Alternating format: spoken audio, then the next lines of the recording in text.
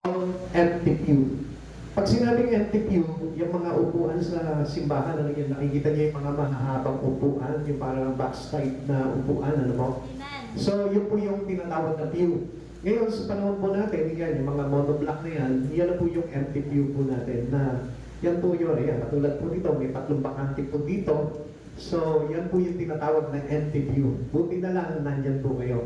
Now, pag-aaralan po natin, the discourage of empty pew, i-relate po natin ito sa buhay po ng isang Kristiyano katulad po natin.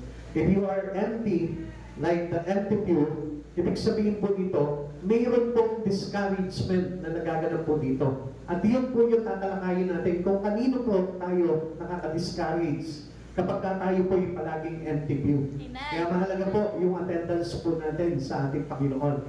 At gusto ko po na malaman po natin, wala pong reason, there's no exemption pagdating po sa pag-church po natin. Kasi dati po, alam mo, pagpagbatak po talaga, hindi po natin maiintindihan po yun, ano? Mostly, marami nga po dyan nagpapahalaga doon sa mga bagay na ginagawa lamang po nila sa araw-araw. Pero, hindi nila nakikista, no? Hindi nila nakasanayan yung halaga po ng pagsisimba. Ngayon, dito po ipapakita po dito na ito pong mga bagay nila may kinalaman po talaga ito into our life eternal. Okay, una sa lahat, what is an empty pew? What is a pew?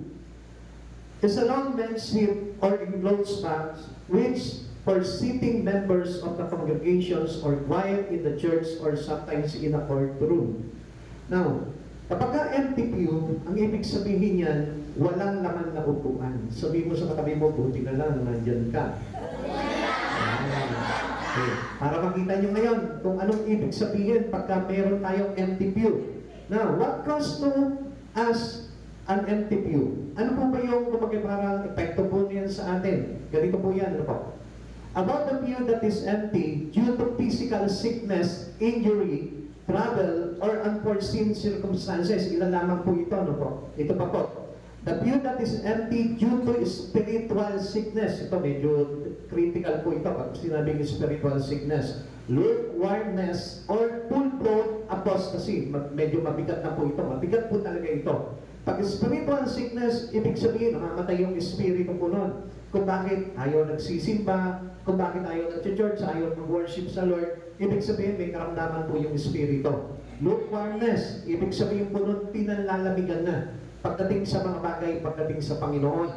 Or full-blown apostasy, ibig sabihin po niyan, he is already against God. Mabigat po yun. Dahil soon, pagdating po ng mga anti-Kristo, mabibilang po tayo sa mga anti-Kristo po doon. At pagdating po ng hatol ng Diyos, kasama po tayo ng mga anti-Kristo na itatapon doon sa dagat-dagatang apoy pag ganun po yung naging kalagayan po natin. Kaya ingatan niyo po na kailangan tayo lagi ipapahalaga po sa pag-church po natin. Makinig po kayo dahil mahalaga po itong mga bagay nito. Para hindi po mangyari na kapag ayaw ko magsimba, hindi ako magsisimba. Kapag gusto ko magsimba, doon lang ako magsisimba. Alam niyo, malaking impact po doon pagdating po sa usapang spiritual pagdating sa harapan ng Panginoon. The pew that is empty due to someone saying in effect, I have more important things to do than to assemble with the saint. Parang sinasabi nila, mas meron ako mahalaga kasing gagawin eh. Hindi ako pwede muna ngayon. Hindi po na ako mag-church ngayon kasi mas mahalaga itong gagawin ko. Come on, gusto ko po na malaman po ninyo. If you are true God, I tell you, walang bagay na mahalaga sa iyo kundi ang Diyos. Hindi na mahalaga sa iyo ang Panginoon kaysa sa ano pa mga bagay. Kahit sabihin mo na money matters yung iyong gagawin, mas mahalaga yan. O kaya naman sabihin natin, may kinalaman po sa family. About family matters, mas mahalaga pa rin ang Diyos po dito. Bakit po kaya naging mahalaga ang Diyos? Sapagkat ang Diyos ang pinaka-source of our life.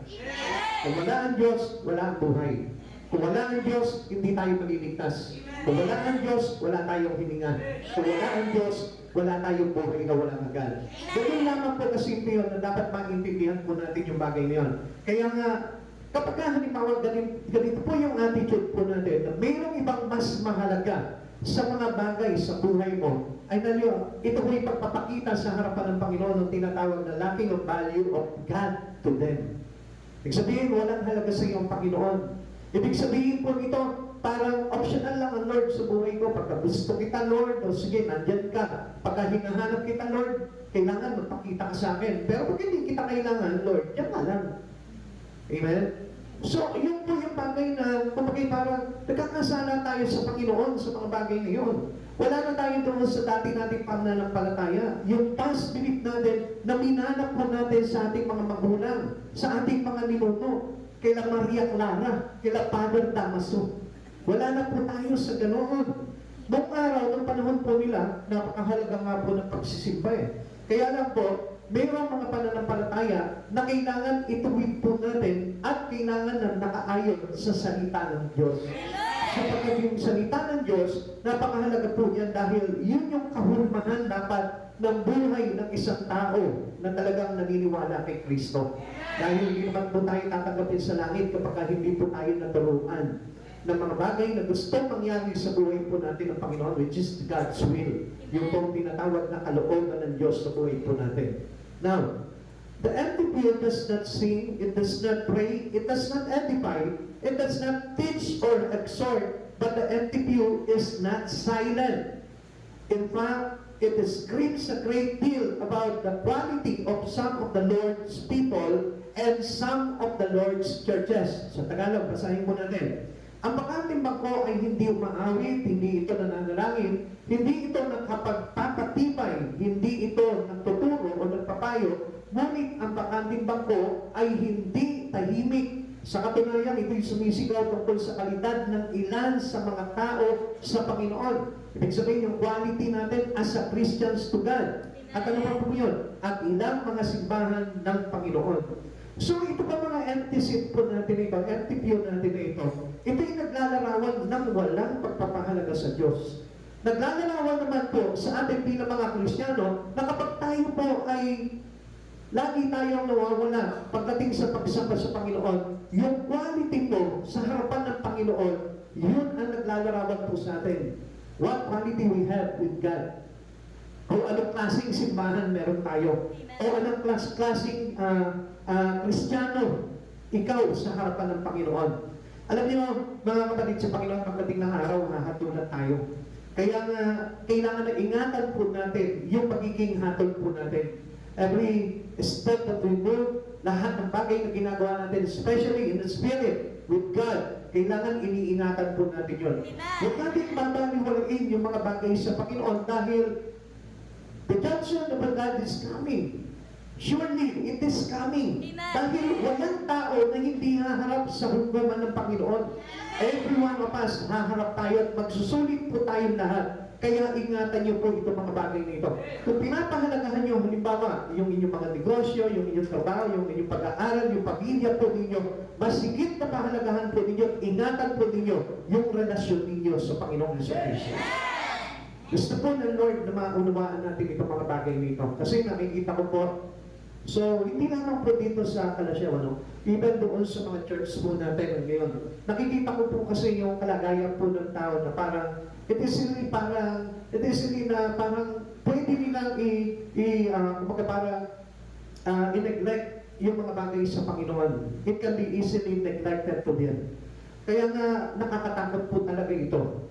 Kaya lang, kung hindi po tayo talaga aware, pagdating sa espiritu natin, sasabihin natin, okay lang naman sa Lord yan, naiintindihan ako ng Lord kasi masakit yung balakang mo ngayon masakit yung tuhod ko ngayon, masakit yung ulo ko. Come on, listen to this. Sa Biblia, yung mga example or parables ni Christ about doon sa mga pinagaling niya, anong ginawa ng Lord doon? Pinagaling niya itong mga taong ito because of their faith in Christ. Amen! Paano mo mapapakita yung iyong pananampalataya sa Panginoon at say, I love God? Surely, mahal ko ang Diyos, nasa puso ko ang Diyos, pero hindi ka nag-church. Mahal ko ang Diyos, nasa puso ko ang Diyos, pero hindi ka nakikinig ng salita ng Diyos. Ngayon, kapatid sa Panginoon, tell me, hindi pa pwede na bawat salita natin ay hindi nilalaki pa ng gawa. Dahil nasabi sa atin ng Panginoon, na kung sinasabit lamang po natin ito at hindi natin ipinapabuhay, para lamang po tayo yung tao na humarap sa salamin at pagkatapos nalimutan niya na yung kanyang sarili. Amen. Kapatid sa Panginoon, huwag po tayo makalimot sa kahalagahan ng Panginoon sa buhay natin. Do not be an empty pews to your church, to our God, and to yourself. So, kailangan po na pag-inamin po natin yung mga bagay na yun. At pahalagan po ninyo yung mga bagay na ginagawa po natin. Tingnan niyo po ito ha. Sinasabi po ng iba na hindi ako pwede ngayon kasi meron akong mahalagang lalakarin. Come on. Tingnan niyo po, intindihin niyo po itong bagay nito. God gives us 6 days of working. Amen. Amen. And give us 1 day for rest. And then, yung 1 day na yun, sinabi mo pa sa Panginoon, Lord, maintindihan mo ako kasi mayroon akong mahalagang aasikasuhin. Lord, maiintindihan mo ako kasi may karamdaman ako. Lord, maiintindihan mo ako kasi mayroon akong kailangan na ayusin. Come on, hindi po dapat ganon dahil alam natin that 6 days is already enough to do everything on us in our personal own matters. So sa madaling salita, pwede mo nang gawin yung mga bagay na dapat mong gawin in the 6 days. Pastor, kasi hindi naman namin kagustuhan kung bakit kasi ipinapat pa yung senior citizen meeting ng Sunday eh. Yun nga po kasi ang problema natin. We did not know that Satan has always an strategy para tayo atakihin. Para po tayo tanggalin sa ating Panginoon. And you must be aware. Ang sabi sa atin, be aware and be vigilant. Be sober and vigilant. Because Satan is like a roaring lion. Any moment, pwede niya tayong i-devour. Pwede niya tayong sampangin. Kaya nga, kailangan tayo po mismo actively, kailangan yung presence po natin is upon with the presence of the Holy God. Kailangan active ka sa Panginoon. Kailangan laging pinapahalagahan mo ang Diyos sa buhay mo at hindi mo pinabaliwala ang Diyos sa buhay natin. Kapatid sa Panginoon, mahirap po na maging empty pew. Mahirap na tayo po ay maging katulad ng isang upuan na walang laman. Now, tingnan po natin. Empty pew is powerful discouragement to whom? Kanino po kaya? Tingnan po natin. Una, the empty pew is powerful discouragement to preachers. Alam niyo po ba na kapag yung mga nagpapahayag ng salita ng Diyos, nakikita niya na walang interest yung mga tinuturuan niya at pinagpapahayagan niya. It is discouraging him. It is discouragement to them. Gusto ko po na malaman po ninyo, you are an inspiration to a preacher. Tayo po, kayo po lahat na nandyan, na kapag nandun yung interest ninyo, nandun yung kumpagay excitement ninyo sa pakikinig ng salita ng Diyos, nandun yung activeness ninyo sa pag-church, alam niyo po ba, kami bilang mga pastor, kami bilang mga preacher, nagpapahayag ng salita ng Diyos, nagagalak yung espiritu namin. At alam niyo po ba na kapag nagalak yung espiritu po namin, ito po yung makakabuti sa bawat isa po sa atin. Dahil yun po yung sinabi ng Panginoon, na sinabi niya po sa Biblia niya, huwag niyong hayaan na mamighati yung mga lingkod na ginagamit sa inyo dahil hindi ito makakabuti sa inyo. Kaya nga kapatid sa Panginoon, ang ibig sabihin po nito, once na a preacher of the words got their excitement, or sabihin natin na encourage po sila dahil po masaya po yung crowd, masaya yung members, masaya po yung plans. Gusto ko po na malaman po ninyo, number 1 na nag-encourage po dito ay ang ating Panginoon. Halimbawa, masipag ka sa pag-church mo. Number 1 na nagagalak at nalulugod ay walang iba kundi ang Panginoon. Hindi lamang po kami, kasi kami po ay, kumbaga parang reflection lamang po kami. Kaya kapag masaya ang pastor dahil sa iyo, ibig sabihin yun, masaya rin ang Lord. Kapag halimbawa nalulugod ang pastor, at dahil nakikita na lumalago yung espiritu mo, nagiging maalat ka, nagiging mainit ka, pagdating sa mga bagay sa Panginoong Jesucristo, ang ibig sabihin nun, ang Diyos mismo nagkakaroon ng kaluguran para sa iyo. Amen. Hindi po yung sinabi ko dito na po. Like Christ, preacher's heart is concerned to many souls. Katulad po ni Kristo. Kaya po kami nagpapahayag ng salita ng Diyos. For what? Para lang ba po halimbawa, kumita po kami ng pera? Para lamang po ba magpasikat po kami? No. Actually, wala naman po talagang kinikita ang pastor. Wala naman po talaga kaming kinikita bilang mga mamamahayag ng salita ng Diyos. And actually, wala naman po akong sweldo po dito. Pero, alam niyo po ba, Christ Night, dahil gusto namin po talaga, katulad namin, na niligtas sa Panginoon, gusto namin na marami rin maligtas. Yun lamang po yung concern po ng isang pastor, yun lamang po yung concern ng isang preacher sa mga tao para po magkaroon ng kaligtasan din po. Dahil in return to the gratefulness of God into us, into me, gusto ko rin po na maranasan niyo po yung bagay niyon bilang pagpapasalamat ko sa ating Panginoon. Kaya mga kapatid sa Panginoon, huwag niyo po sayangin yung bagay niyon. Dahil ang pastor po ay nalulugod kapag meron po talagang nakikita siya ng miyembro na talagang nagsisipag, nag-aalam, at talagang porsigido po talaga sila sa pagpapalago ng kanilang mga espiritu. Amen. Now, gusto ko po na makita niyo po yung katabi niyo po ngayon. Tingnan niyo kung hindi po ba siya discouragement to a preacher. Yan. Natatandaan niyo po ba kung sino yung mga nakaupo doon sa mga NTPU na yan? Ha? Hindi nyo na matandaan? Kasi paalitan lang no? Minsan sila yung nandito, minsan kayo naman. Huwag naman po gano'n, no? Kailangan lahat po tayo, magkaroon po talaga tayo. Sorry to tell you, pero hindi ko po gusto na ma-open po kayo dito. Dahil ang gusto ko po talaga ay matutunan nyo po talaga na papahalagahan yung ating pagtitipon po pagdating sa Panginoon. Dahil meron po malaking cost po ito sa tinatawag na eternal matters ng buhay po natin. Amen. Hey, tuloy po natin. Sabi po ng Daniel chapter 12 verse 3, ito po yung sinasabi ko po sa inyo. At yaong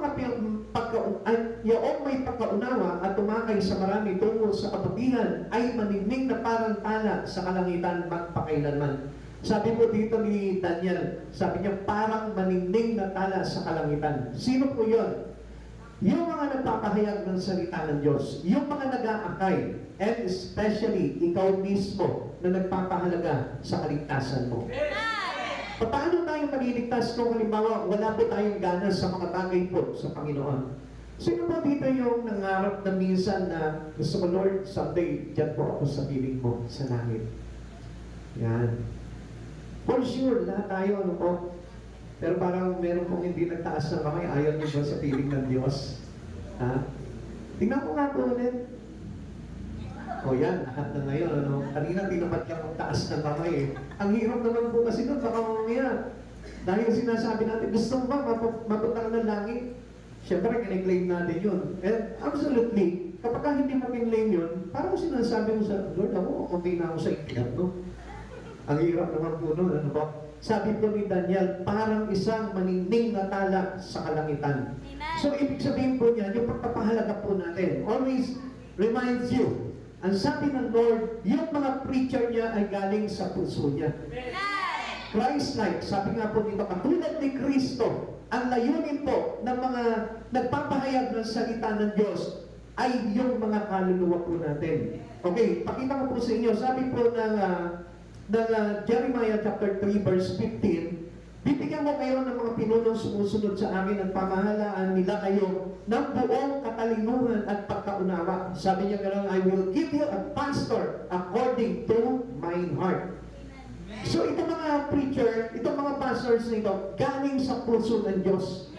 Kaya kung mapapansin natin, kapag ang isang pastor, mayroong malasakit sa kaluluwa, mayroong malasakit na iligtas ka, mayroong malasakit na turuan ka para maligtas ka. Ibig sabihin nun, it is coming from the very own heart of God. Galing siya sa puso ng Panginoon. Kapag halimbawa sinasabi sa inyo ng isang pastor, huwag ka nga absent sa mga pagtitipon. Lagi kang magpalakas sa Espiritu. Ibig sabihin yun, concerned siya sa kaluluwa mo. Ayaw niya na hindi ka maligtas. Kaya nga kapatid sa Panginoon, magpasalamat ka sa Panginoon dahil meron siyang isang preacher, meron siyang isang pastor na ginamit at isinuko sa iyo na walang iba, kundi siya rin po mismo yun. Ginamit niya lang yung representante niya para ipahayag sa iyo na mahalaga sa Panginoon yung kaluluwa mo. At huwag mo pong baliwalain po yun dahil mahalaga po yung mga bagay na yun. The FTPs is a powerful discouragement to preacher. Katulad po nung kay Elijah, ano po? nung malaman po ni Elijah po dito, Elijah went through a period of discouragement. Na-depressed po si Elijah. Ito si Elias. Nung mapansin niya po na parang nag-iisa na lamang po siya, sabi niya po kay Yahweh, sabi niya, dapat mamatayin na lang ako. Total, wala na akong kasama. Pero ang sabi po sa kanya ng Lord, sabi sa kanya ni Yahweh, huwag kang mag-alala, mayroong pag 7,000 mga lalaki na tinabay ko na hindi sumamba sa Diyos-Diyosan si Baal. So, tingnan niyo mga kapatid sa Panginoon, hindi niyo pa ba alam ang Diyos iniingatan tayo? And God is for sure na talagang nalulugod siya dahil mayroong pang katulad po ninyo na natitira pa, na nagpapahalaga sa pagsamba sa Diyos, na may natitira pa, na nagbibigay ng buhay para sa Panginoon. Alam niyo po ba, kalugod-lugod sa Panginoon po yung mga bagay ngayon dahil ang Diyos mismo ang nagtago po sa atin para hindi po tayo mapahamak. Ito po si Nadia sa pag-aakala niya po ng mga panahon na yun, na talagang iniwanan na po siya ng lahat. Ano po? He felt betrayed by others. Kala niya parang pinagkanulo na siya, iniwanan na siya, ipinbenta na siya.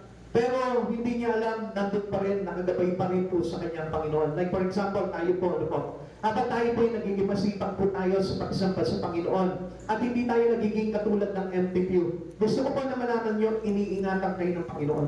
Itinatagod po tayo ng Panginoon para hindi tayo mapahama. At yun yung layunin talaga ng Panginoon. Bakit po niya tayo dinadala sa kanyang iglesia? Dinadala niya tayo sa kanyang panambahan. Dahil gusto ng Lord na ingatan po tayo. Katulad po nito, 7,000 na lalaki na ito na itinago ni Yahweh para hindi po mapatay ni Jezebel, ni Reyna Jezebel ng mga panahon na ito na kung saan pumapatay ng mga propeta dahil gusto niya talaga na maligtas itong 7,000 na ito. Kaya kapatid sa Panginoon, ang ibig sabihin po mananyan, kaya tayo ikinukupli ng ating Panginoon dahil gusto kang iligtas ng Panginoon. Now, tapos maririnig ng Panginoon, ano po, marami po mga Kristiyano hindi nagpapahalaga sa Kanya. Marami mga Kristiyano na hindi po pinapahalagahan ang pagsamba. Come on, mga kapatid sa Panginoon, maaari mong pakisabi sa katabi mo, dapat na tayo magpahalaga sa pagsamba natin.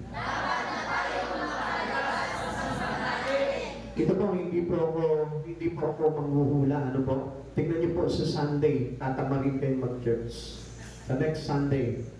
Come on, tingnan niyo po yan. Pero, dalangin ko sa Panginoon na mapaglabanan niyo po yung bagay niyo. Kasi ang kaaway po talaga is contradicted to the given teaching by God to us. At tandaan po natin yan, si Satan, tusok po talaga yan. Gusto niya talagang wasakin po talaga lahat ng plano ng Diyos. Amen. Kaya huwag po natin hayaan po nun. Katulad po nito si Elijah, ito po si Elias. This is how the gospel preacher feels when he sees empty pews where there should be members sitting. Pag nakita po nila na, halimbawa, sa sister po, no, nakita po ng mga preachers na wala po si sister doon. Ano kaya nangyari kay sister? Bakit wala kaya si sister? Bakit wala kaya si brother? Bakit kaya absent sila ngayon? Kami po mismo nag-aalala po kami dahil ayaw po namin na maranasan niyo po yung panlalamig. Ayaw po namin na maranasan niyo yung panunukso ng kaaway, na maitaboy kayo ng kaaway dahil yung inyong kaluluwa ang pinakamahalaga sa buhay po namin mga preacher. Amen. Ito, where there are empty pew, there is God's presence. Tandaan po natin, katulad po ng itong kay Elijah po, ano po, nung si Elias po, parang depressed na po siya, lagi po nandun palagi ang Panginoon. Hindi siya pinababayaan. Alam niyo po ba, even sometimes sa atin, kapag ka nawawalan po tayo ng gana sa pagka-church, hindi mo pa alam, nandun ang Diyos, binabantayan ka. Kasi alam ng Panginoon na ito, napakadelikado sa isang Kristiyano na tinawag niya na nawawalan ng gana pagdating sa Panginoon. Dahil alam niya, any moment, he can be destroyed by Satan. Alam niyo po ba na kapag halimbawa tinatamad tayo sa mga bagay na gawain sa Panginoon, ang ibig sabihin niyan, lumalabas tayo into God's holy protections to us. Halimbawa, naku, hindi mo na ako mag-church ngayon kasi tinatamad ako. Alam niyo po ba ang ibig sabihin nun? Parang nag-step out tayo into God's protection, into the divine protections of God. And we can easily destroyed by Satan at that time. Gusto ko po na malaman nyo, kaya hindi tayo maatake ng kaaway dahil nandun tayo sa covering ng Lord. And any moment na mag-decide ka, tinatamad ako mag-church ngayon para tayo nag-step out into the covering of God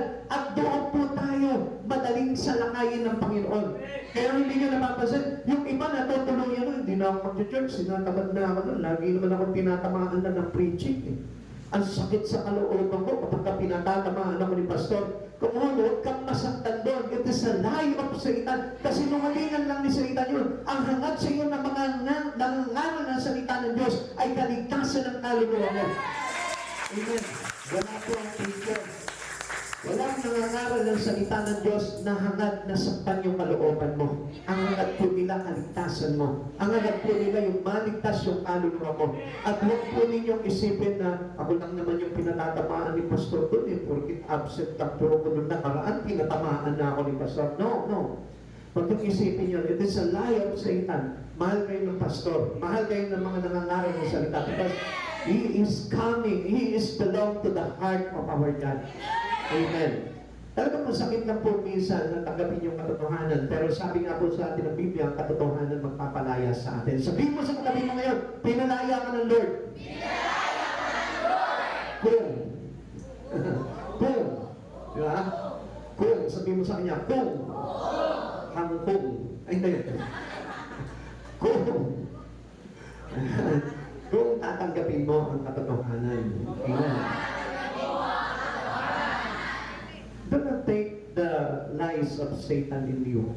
Ang kasinungalingan ni Satan, yan yung lumalason po ng ating relasyon sa Panginoon. Ikalawa, to whom? Ito pong antipius na ito is discouragement.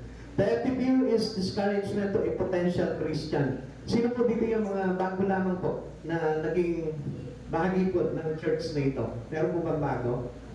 Bago lang. Bago. Yan, praise the Lord. Tingnan niyo po yan.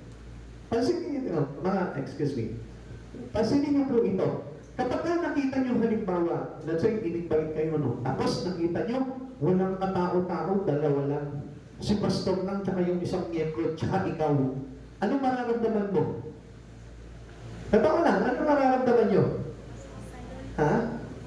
Ano ba naman ito? Nakakatabal naman dito sa church na ito.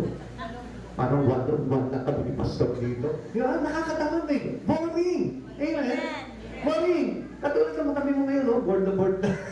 Hindi, joke lang. Hindi naman, ano, wala naman naboboard po dito eh. Sabi mo, hindi ako naboboard. Hindi ako naboboard! Slight lang. Nakakala ko, may sisigaw siya. Mahuhuli ko sana kung may sisigaw eh. Di ba? Kung titignan natin, halimbawa, let's say, lahat parang, halimbawa, pag-akyat mo dito, you are potential Christian, bago ka ng Kristiyano, kailangan na parang ma-encourage ka. Pero nakita mo yung mga katabi mo, parang walang gana. Ang ganyan lang. Tapos, yung iba, hikap pa lang ika. Yeah. Tapos, siyempre, pag humihikap yun, siyempre, dahil inaantok, panis na naway nun. Kaya siyempre, pag humikap yun, maaamoy mo, hahanginin, lalo na, nandiyan yung electric pan, ano? Pag hikap yan, ikaw na. Ano? Di ba? Nakaka-discourage. Lalo na dapat, pag may mga bago kailangan ma-inspire sila, wow, ang ganda naman dito. Ang saya nila dito. Nagkakaisa sila dito. Talagang nag-great presensya ng Panginoon. Yan yung gusto dapat na maranasan po ng mga bago eh. Kaya nga po, easily, nagkakaroon po sila ng interest, nagkakaroon sila ng willingness na to know more or to know much God in them. Ano kaya? Bakit kaya? Ang saya nila. Gusto ko malaman bakit sila masaya. Bakit hindi sila inaantok doon sa church na yun? Bakit kaya? Di ba? And you find out, ay, guwapo pala yung pastor nila. Hindi. Agaw glory tayo sa Lord. Pagsasahan tayo ng Lord. Dahil naramdaman pala nila yung presence ng Diyos. Okay? Dahil every time pala na nakikinig sila ng salita ng Diyos, tumubusok sa puso nila. And there is something that revealed to them inside. Doon sa kalooban nila, parang nare-reveal si Christ, nararamdaman nila. Kaya parang nag-a-active yung espiritu nila. Kinikilabutan ako, pastor, kapag naririnig ko yung words of God, parang pinabago yung katauhan ko. Parang hindi na ako yung dating kasistan dito eh. Amen? Amen! Parang ang laki na ng binago sa akin ng Lord. Ay, nabago. Alam ko may nabago na sa inyo eh. Amen? Amen? Amen? Amen? It caused the interest of one Christian to bring discontent with the worship. Nabidismaya po sila. Lalo-lalo na, halimbawa, nag-worship tayo, tapos nakikita mo, todo sa pagkintayog si sister, makikita mo, talaga. Minsan nga, naiintindihan mo ano sumayaw, nakikita mo si sister, sumasayaw talaga. Napapakemot din po yung... Lumalambot yung balakang mo sa pakemot eh. Diba? Sino na dito hindi nadadala kapag nakakakita kayo ng ang sakap talaga magpuri sa Panginoon? Sino dito hindi nadadala? Di ba parang ikaw? Di ba napapalundag ka pag nakita mo yung mga dancing, lumulundag ka? Ikaw naman alam ka ng sakit ang buong mo na dahil sa rayuma. Di ba? Nabibigla ka, napapatak. Meron ka wala kang rayuma. Nakakalimutan mo. Kaya nakikita mo, gumagaling din pati yung mga sakit-sakit mo sa kasu-kasu. Amen? Because it's a great word encouragement din. Kaya nga, hindi dapat sila parang disenchanted tungkol sa mga nakikita nila. Ano po? Kaya kayo, mga dati na kayong Kristiyano, kailangan maging encourager kayo doon sa mga potential Kristiyano. Amen? Sabihin mo doon sa tabi mo, kailangan maka-encourage na tayo. Pakaganahan yung mga bago. Kaya nga, nakita nyo, dati ang dami ng bago dito eh. Kaya alam naman sila ng gana. Bakit kaya? Sino kaya yung mga nakatabi nun? Ha? Sino ang nakatabi mo nun? Dito kasi minsan yung mga lalaki dito laging tulog eh. Kaya ayun, nawawala tuloy yung mga sabi nila, kung tulog lang pala ang gagawin ko dito, sumahin na lang ako. Amen? Naku, hindi makapagsalita yung mga nanay dito. Natamaan yata. Lang kayo ni Pastor, kaya huwag na Amen? Kasi maganda ni Pastor dahil may malasakit si Pastor doon sa kaluluwa po ninyo. Gusto ng Pastor talaga, gusto talaga ng mga Kristiyano, mga ngaral na salita ng Diyos, maligtas po tayo lahat. Amen? Kaya tulong-tulong po tayo. Pagka mayroon po tayo mga halimbawa, let's say, mga bago mga Kristiyano, na-encourage po natin na tukalo ng gawain nito, magbigay tayo ng pagkanakan, ipakita natin sa kanila na masaya ang mga Kristiyano. Amen? Nagawa po sa lahat. Amen? Sa pagpuputo sa Panginoon. Now, it is a serious matter to neglect and reject the gospel of Jesus Christ for oneself. Yung pong gospel of God, yung pong mabuting balita ng kaligtasan tungkol kay Kristo, do not reject it because that was a serious matter. Napakahalaga po nun sa buhay po natin. Kaya kapag may nangangaral ng salita ng Diyos, makinig kang mabuti. You can hear it very well. Sabi nga po ni Pastor Mary Ann doon sa topic niya po doon sa Aguilar, hawakan mo yung tenga mo. Yan, hawakan mo yung tenga mo. Sabi mo, tenga? Maglinis ka. Tenga. Kasi kanina, araw ko yung nakita ko kanina. Pag hawak niya sa tenga niya, may nakita lang ako. Sabi ko, tenga? Makinig ka. Amen? Di ba kaya nga tayo binigyan ng tenga to listen? So, ibig sabihin, this is a serious matter not to neglect the gospel of God. Kailangan pinakikinggan natin kasi buhay yung ibinibigay sa atin ng mabuting balita tungkol kay Kristo. It is our salvation. Kaya lagi mong uutusan yung tenga mo at pati na rin yung mata mo, kausapin mo na rin. Lahat ng body parts mo, kapag ka nasa judge ka, kausapin mo sila lahat. Tenga, makinig ka. Mata, huwag ka matutulog. Bibig, huwag ka maingay. Kamay, huwag ka malikot. Amen? No. Sandali. Kinuha. Nasipa sa upuan, nadidistak yung nakaupo sa likuan mo. Hello? Kausapin mo siya. Yung buhok mo. Huwag ka na malalagas. Ubus na yan kay... Ubus na yung kay Pastor. Hello? Amen? Utusan mo siya, sister. Pastor Mary Ann kasi, kung ano mga pinatutulog. Pero totoo po yun. Kailangan utusan mo palagi yung tenga mo makinig. Kasi kailangan po natin talaga mapakinggan yung salita ng Diyos and never to neglect the words of God. Amen? Okay, sabi po ng Hebreo chapter 2 verse 1 to 3. Kaya nga, dapat lalo nating panghawakan ng mabuti ang mga naririnig natin upang hindi tayo maligaw.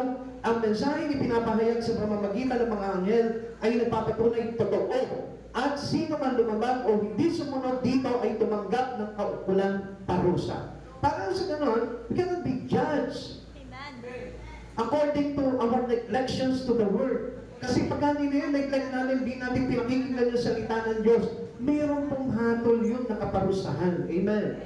Kaya those potential Christians must be encouraged by the words of God. Now, listen. Sabi mo sa tabi mo,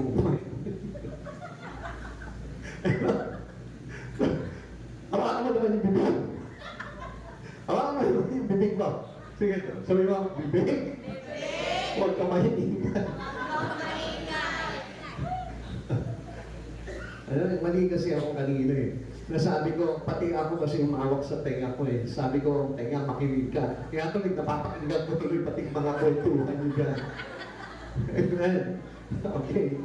Verse 3. Tuloy po natin.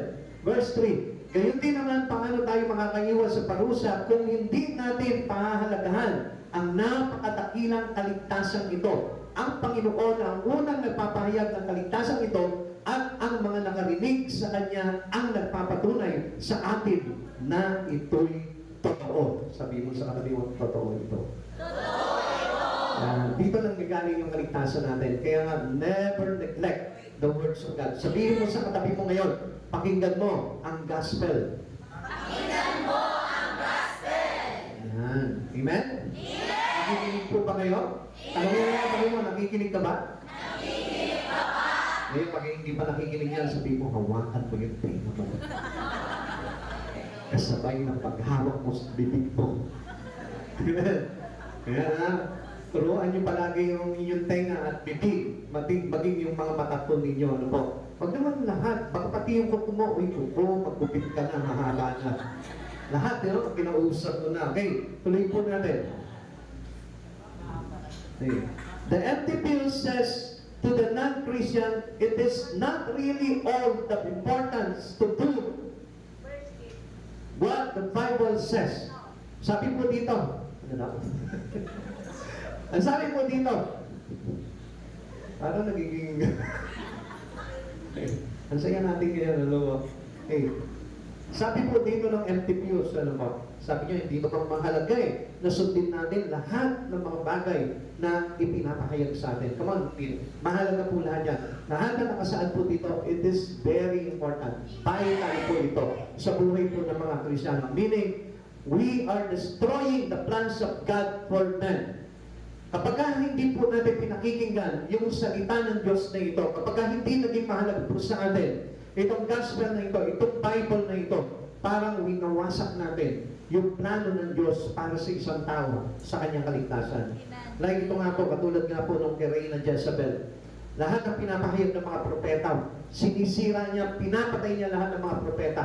Ayaw niyang makinggan yung mga kapahayagan ng mga propeta ni Yahweh po noong mga panahon na yun. Tingnan niyo po, sabi po ng unang hari, Kabanata 11, talata 1-2, sinabi ng Haring Ahab sa kanyang asawang si Jezebel, ang lahat ng ginawa ni Elias ay kung paano pinatay ni Elias ang lahat ng mga propeta ni Baal. Kaya nagpadala si Jezebel ng isang sugo upang sabihin kay Elias, patayin sana ako ng mga Diyos kung hindi ko gagawin sa iyo sa ganitong oras ang ginawa mo sa mga propeta.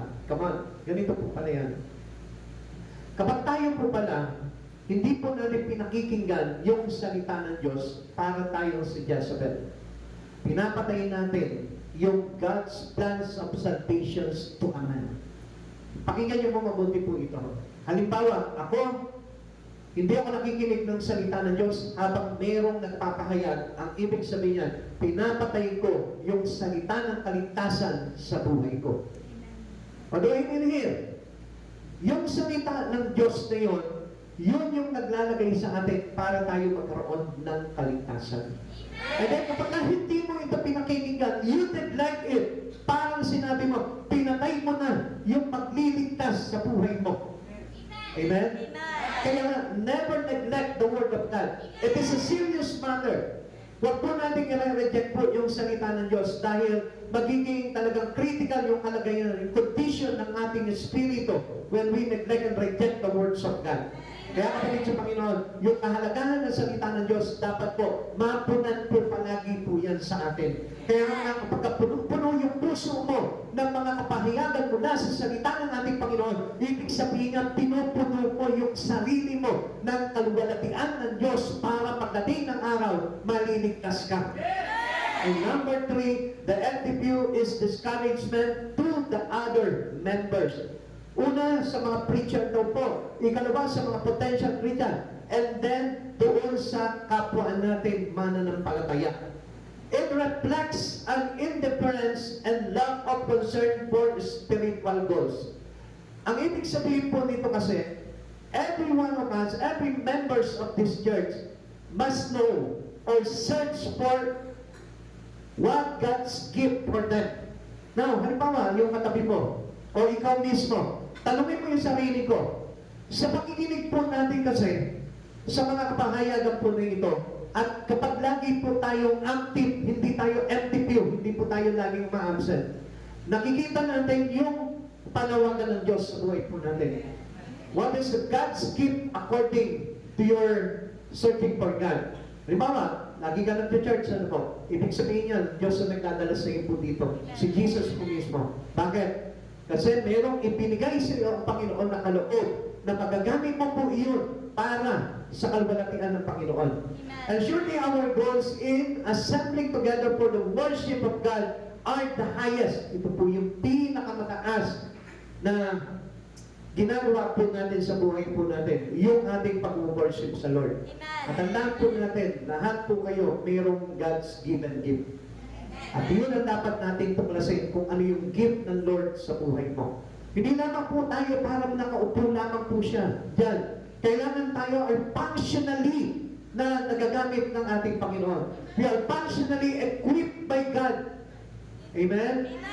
Kaya alamin po natin yung mga bagay na yun. And do not be discouragement to every member of this church. Now, why do we assemble? Why are you here today? Bakit po ba? Tingnan natin.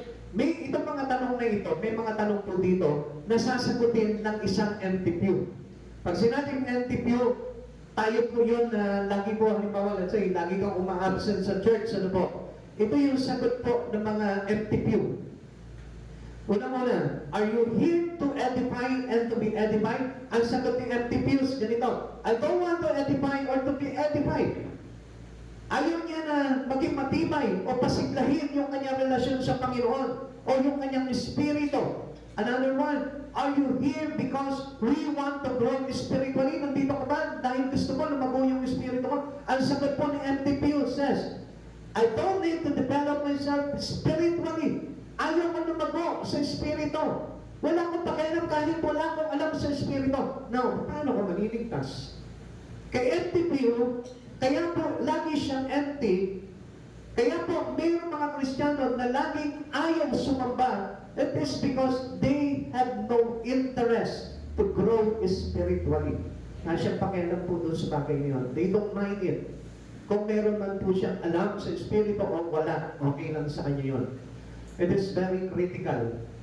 At alam po natin na hindi po tayo maliligtas doon sa bagay na yun kapag wala po tayong ginagawa spiritually. Ang sabi ng Bible, ang nagsisikap ukol sa mga bagay sa laman ay aani ng kamatayan. Subalit ang nagsisikap ukol sa mga bagay sa espiritu ay aani ng buhay na walang hanggan. Paano tayo maliligtas? Without knowing a lot of things in the Spirit. Without doing anything in the Spirit. Pag wala kang ginagawa sa Espiritu, hindi ka nagpapalago sa Espiritu, paano ka maliligtas? Kaya nga, don't say that, I don't want to develop myself spiritually. You are not an empty pew. Hindi ka isang empty pew. Hindi ka tamad na Kristiyano sa pagsamba. Number 3, are you here out of concern for the body of Christ? Ang sagot ni MTPU, I'm not concerned for the church. Kaya mapapansin mo, wala siyang pakialam sa mga kasama niya. Wala siyang pakialam sa church niya. Kaya nga makita mo, mapagka ang isang tao na in love sa Panginoon, even yung church niya, gusto niya pagandahin niya yan. Even yung mga kapatiran, gusto niya na mapasigla niya yan, mapasaya niya yan. Kapatid sa Panginoon, yun ang bagay na nawawala po sa ating ngayon. We consider a lot of Christians today, not all, hindi lahat, ay empty pews. That they don't have concern for their church. Kapatid sa Panginoon, magkaroon ka ng malasakit sa church mo. Magkaroon ka ng malasakit to church itself. And who is this church? Tayo. Yung mga katabi mo ngayon, church yan. Hindi po lamang itong bagay na ito. Kaya nga, kahit na ito, dapat tayo po mismo, nagtutulungan tayo, pinagaganda natin ito. It reflects into us as a church. Kung halimbawa, iniingatan po natin itong church building na ito, inaayos natin, pinagaganda natin, it reflects into you. Nagre-reflect yan sa iyo kung paano mo pinapaayos din yung sarili mo as a church of God. Ganun din po yun. Ngayon, kung wala kang concern, halimbawa, wala kang concern sa kapatid, bahala ka, kung mawala ka, bahala ka, kung umabsent ka, ang ibig sabihin yun, nagre-reflect din sa sarili mong pagkatao yun. As a church for Christ Jesus. Kaya nga, kailangan magkaroon tayo ng concern into the body of Christ. Sabi po ng 1 Corinthians chapter 10, 31 to 32, kaya nga, kung kayo'y kumakain o umiinom o naman ang ginagawa ninyo, gawin ninyo ang lahat na sa ikararangal ng Diyos. Huwag kayong maging sanhi na pagkakasala ninuman ng mga udyon, ng mga hindi, o ng mga kaanib sa iglesia ng Diyos. So, ibig sabihin po nito, dapat tayo po mismo nakakapag-encourage po tayo ng bawat isa po sa atin. Amen? So, you must be encourager to others. Napakahalaga po nun. Number 4, are you here because you want to prepare yourself to help save the lost? Tingnan niyo po ito. Ang sabi po ni MTP dito, I am not concerned about the saving of soul. Wala akong pakialam, basta ako, nagsisigpa ako, basta ako, ligtas na ako, wala akong pakialam sa iba. Come on. You must have a heart to save soul. Kung talagang in love ka sa Lord, kung talagang ikaw, active ka talaga sa Panginoon, maalab yung Espiritu mo sa Lord, magliligtas ka. Amen. Come on, listen to this, mga kapatid sa Panginoon. Sino po dito yung matagal na? Matupad sa langit, tamaan po, huwag magalit. Sino po dito yung matagal na? Come on, pakitaas mo yung kamay. Tatanungin kita, meron ka na ba naligtas na kaluluwa? Meron ka na ba nadala sa church? Meron ka na ba napanatili kay Jesus?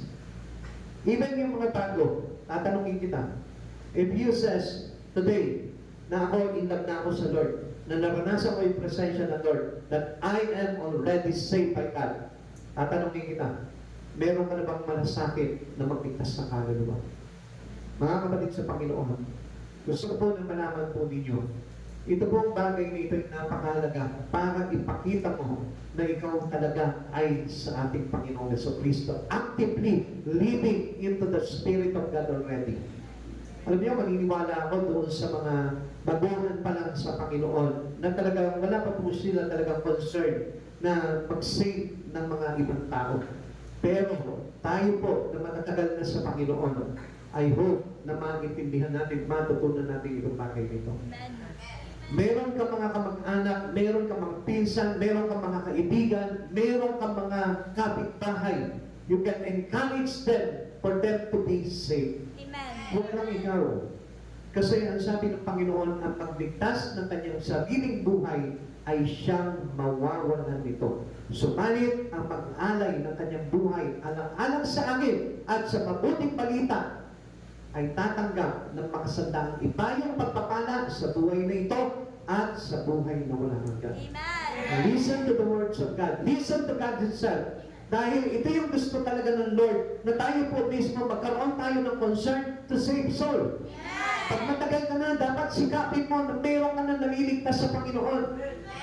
Do not be a church-goer only. Huwag tayo yung maging church-goer lang tayo. Kasi manlalamig din tayo, mawawala din tayo soon pagdating ng araw. Bakit? Kasi without concerning to the lost soul, gusto ko po na malaman po ninyo, ang ibig sabihin nun, hindi ka nagtaglay ng Espiritu ni Jesus. Because the greatest command of God into us, humayo kayo, gawin ninyong alagad ko, ang lahat ng tao. Bautismahan niyo sila sa ngalan ng Ama, ng Anak, ng Diyos Espiritu Santo. At turuan sumunod sa mga pinag-uutos ko at tandaan ninyo, ako'y laging sa inyo hanggang sa katapusan ng sanlibutan. God is with you. Until the end of this age, ibig sabihin yan, you saved, Kailangan tayo po'y nagliligtas talaga para yung pagsama ng Lord is possibly and visibly na nakikita natin sa katauhan po natin mismo. Alam niyo, mga kapatid sa Panginoon, kailangan diretsuhin ko na rin po kayo dito na po kasi matagal na po kayo. Kapag wala kang puso sa pagliligtas ng kaluluwa, ng mga kamag-anak mo, ng mga kaibigan mo, ng mga kapitbahay mo, o kung sino man tao na nakakausap mo, gusto kong malaman mo, hindi pumasok si Kristo sa puso mo. You are not only a church goer. Tandaan nyo, hindi tayo mananatiling church goer lang. Kailangan lumalago yung ating espiritu. Kaya nga po, sabi ng Gawa chapter 5 verse 42, at araw-araw napupunta sila sa templo at sa mga tahanan at doon nagtuturo at nangangaral tungkol kay Jesus ang Kristo must be a witness to win soul. Yan po yung ibig sabihin po nila yan. Na yung mga unang alagad po ng araw, masisipag sila, kumakatok sila sa mga bahay-bahay para naman po ipahayag nila yung salita ng kaligtasan sa maraming tao. Why? Because they had a concern to save soul. Because they had Jesus Himself into their heart. Kung meron ka na Espiritu ni Kristo sa puso mo ngayon, ikaw mismo, hindi ka mapapakali nung wala kang nadadala sa Panginoon. Gusto ko po na tumatak po sa puso niyo po ito. Because gusto ng Lord na tayo po'y lumalago sa Espiritu. You must be grown. Because matagal na po tayo. At gusto ng Lord talaga na hindi tayo manatiling infant pagdating sa Panginoon. We are not baby Christians anymore. Doon sa mga bago, okay pa naman po yan. Kasi kailangan nyo pang mag-aral ng salita ng Diyos. Doon sa mga matagal na po na nakakarinig ng salita ng Diyos, kailangan practice every words that you heard from the preacher. Kailangan po, pinapractice na natin yun. Pag sinabi sa atin na mag-akay kayo, magligtas kayo, magdala kayo, kailangan ginagawa na po natin yun. If you have Christ already in our heart. Kaya mapapansin niyo po, walang taong naglingkod sa Panginoon, walang taong tumanggap kayo sa Kristo na hindi nagkaroon ng malasakit sa kanila, sa mga kaluluwa. And that's number 5. Are you here because you want to go to heaven? Ano sabi niya, Antipius? I don't know for sure that I even want to go to heaven. Kahit siya, hindi siya sigurado sa sarili niya kung gusto niya ba papunta sa langit. Kaya nga, alam niyo, marami po mga tao sa panahon po natin ngayon, they don't want Jesus anymore. Kasi hindi naman po sila talaga interesado sa heaven eh. Hindi naman sila interesado kung maligtas man sila. Wala po sa kanilang pananaw yun. But, if you already read and listen to the Bible, I tell you, magkakaroon ka ng interest sa mga bagay na panlangit. Kaya nga sabi ni Apostol Paul, dapat na maging laman ng isipan po ninyo yung mga bagay na makalangit na. Amen? Amen! Amen! Parang wala na po ako naririnig na amen. Ha? Tinamaan niyo po ba? Tanungin mo nga yung katabi mo, sapul na ba? Sapul na ba? Yan, kapag tinamaan ka, ibig sabihin yan, love of Christ to you. Mahal ka ng Diyos. Isabi mo na rin po sa Kanya para marinig niya po, pag tinamaan ka ngayon, ibig sabihin, mahal ka ng Diyos. Pag tinamaan ka ngayon, ibig sabihin, mahal ka ng Diyos. Kasi ang sabi po ng salita niya, dinidisiplina ko ang aking iniibig. Amen? Kapag tayo po iniibig ng Panginoon, dinidisiplina ng Diyos po yan. Amen? At hindi siya papayag na hindi po madisiplina yung kanyang mga minamahal. Tatanungin kita, sa tingin mo, mahal ka ba ng Diyos? Amen! Parang yung iba, duda yata eh. Taasin na lang yung kamay ng mga minamahal ng Diyos. So, ibig sabihin, kailangan madisiplina tayo ng Diyos. Dahil mahal tayo ng Diyos, mahal nyo rin ng Diyos, at kailangan hindi tayo nagagalit kapag dinidisiplina tayo ng Panginoon. Minsan sumasama yung loob natin, pero nag-iibsan agad yung sama ng loob natin. Kasi siyempre, pag pinalo ka ng nanay mo, medyo masakit pa nung may naman eh. Pinalo mo naman ako eh, di ba? Parang ganun po, ano po. Nagtatampo tayo, pero agad po natin napapawi yun dahil mahal natin si nanay, mahal natin si tatay, mahal natin ang Diyos sa buhay po natin. Amen?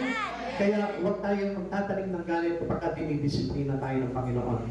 The empty view is an encouragement to the devil. Yan. Kapag tayo po, ang function, o walang function yung ating pagiging Kristiyano, we are an empty pew. Ibig sabihin, pag ang isang upuan, walang laman, anong silbi ng upuan? Amen? Hindi naman pa pwede na marami pong mga upuan, ang nakaupo na lang, bag. Nakaupo na lang, ayun, tamburin. Nakaupo na lang, hangin. Minsan langaw na lang. So wala nang silbi yung upuan. So ganun din po tayo. Kailangan, we must be functionally working with our Christ Jesus.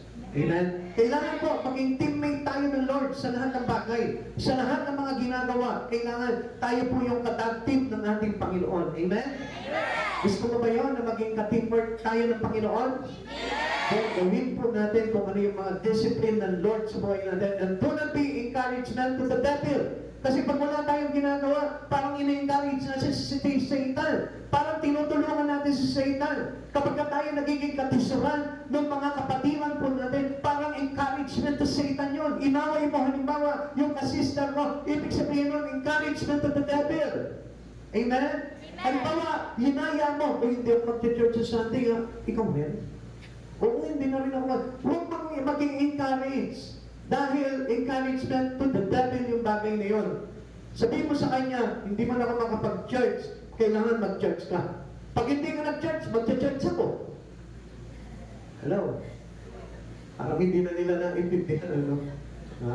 Mag-church ka sa ayon sa gusto mo. Isa lang ang pagpipiliin mo. It's either mag-church ka o mag-church ka. Mamili ka doon sa dalawa na yun. Pag nakapili ka na, yun na yung gawin mo sa buhay mo, makikita mo, maliligtas ka. Amen? Amen? Amen? Mamili ka. 1 or 2. 1, magcha-church ako. 2, ako yung magcha-church. Mamili ka sa dalawa. 1 or 2. Nasaan kamay ng 1? Nasaan kamay ng 2? Ayun, sinabi niyo yan, ha? Wala kayong choice doon.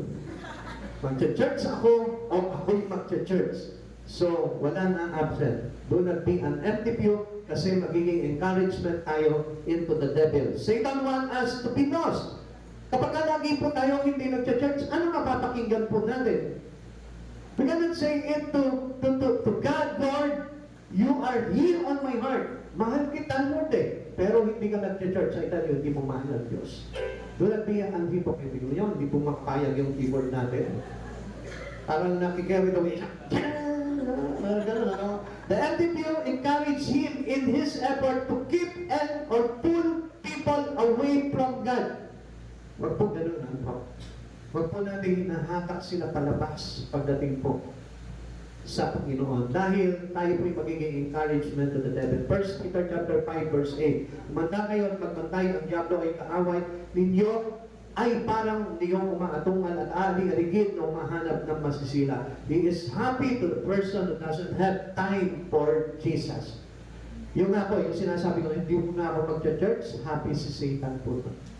At ang ating Diyos nalulungkot. He was very madly sad kapag hindi ka nag-church. Tandaan mo natin, do not give an encouragement to the devil.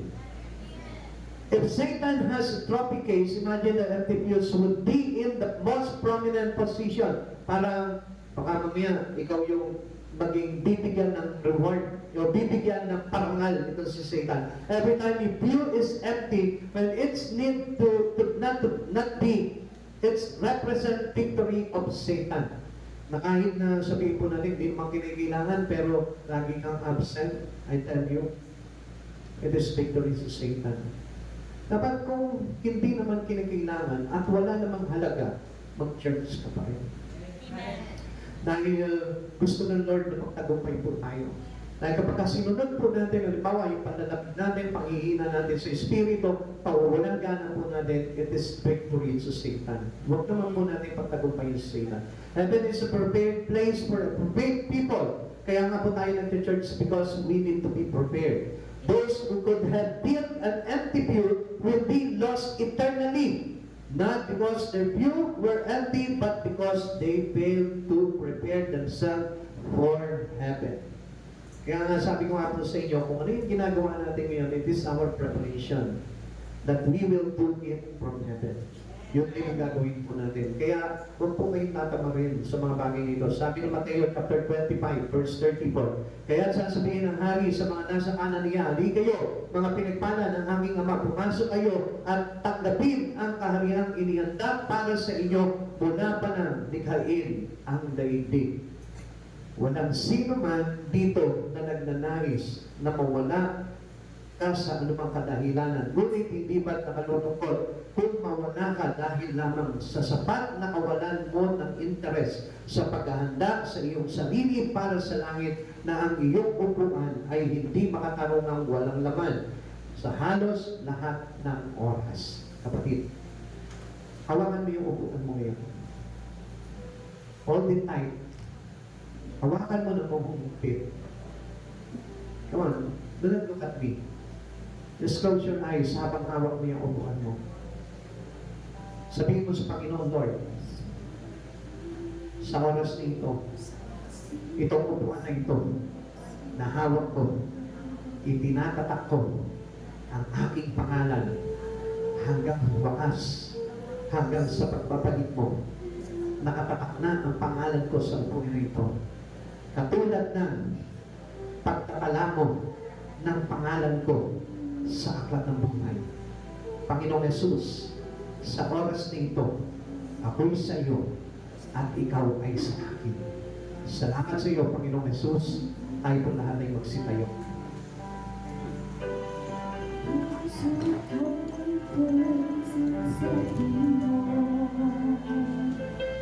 Awit po tayo sa Panginoon. Let's give Him glory and praise to His name. Hallelujah, glory to Jesus. Hinihiling namin, Panginoon, sa oras dito, God. Lagyan mo po kami ng Espiritu ng gana para patuloy ka namin, Panginoon, ang katagpuin sa lugar na ito, God, at patuloy na lumago ang aming Espiritu. Purin mo ang puso ng bawat isa, Panginoon. Lagyan mo ng pag-ibig sa mga bagay patungkol sa iyo, Lord. Yung totoo at tapat na pag-ibig sa iyo, Panginoon Jesus. Hindi yung hubad na pag-ibig, Lord. Dahil gusto namin, Panginoon, maging totoo, Kristiyano kami, tapat na Kristiyano na naglilingkod sa iyo, Panginoon. Gamitin mo ang buhay namin, Panginoon. Gamitin mo to save the lost soul, O God. Turuan mo kami, Panginoon, na mag-ahay. Turuan mo kami na magligtas, Panginoon, ng aming mga kamag-anak, ng aming pamilya, ng aming mga kaibigan, ng aming mga kapitbahay o tao sa paligid po namin, O Lord. Turuan mo po kami sa mga bagay nito, Lord. Turuan mo po kami ng mga bagay na napakahalaga para sa iyo, God. At bigyan mo po kami ng interes sa mga bagay nito, Lord. Gawin mo po kami mabuting katiwala sa iyo. Upang pagdating ng araw, Panginoon, sabihin mo po sa amin, well done, my good and faithful servant. Napagkatiwalaan ka sa mga bagay nito, makapapasok ka sa kaharian ng ating Panginoon sa Kristo. Hallelujah, glory to God. Nais kong manatili sa presensya mo, sa presensya mo, tapat at totoo. Manatili sa iyong piling, ang siyang nais ko. Lobby mo na sa oras dito, Lord. Itatak ko na ang pangalan ko sa upuan nito, Lord. Gaya ng pagkakala mo ng pangalan ko sa aklat ng buhay, O God. Upang hindi na ako manawala sa iyo at manatili na ako habang buhay sa presensya mo, Panginoon. Sa presensya mo, tapat at totoo. Ay po na manalangin sa Panginoon.